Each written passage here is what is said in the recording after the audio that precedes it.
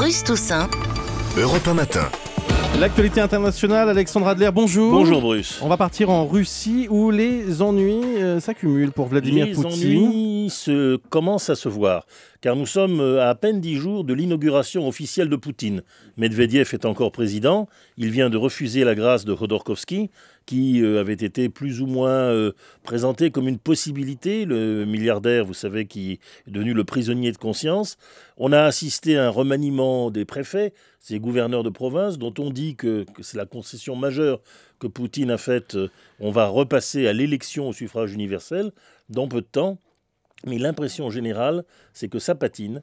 Poutine n'a pratiquement pas fait de discours depuis sa réélection et on ne voit pas très bien où il veut en venir, sinon sans doute se crisper. Alors, il y a des problèmes à l'intérieur du pays, mais du coup, ça a des répercussions aussi sur la politique internationale de la Russie. Ben oui, parce que bien entendu, les deux sont liés.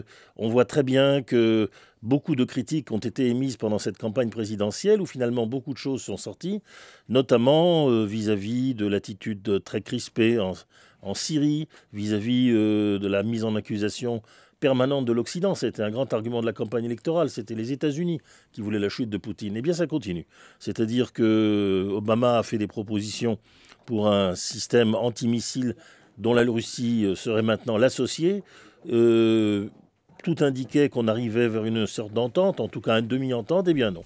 De nouveau, c'est le visage durci, comme nous étions dans la guerre froide.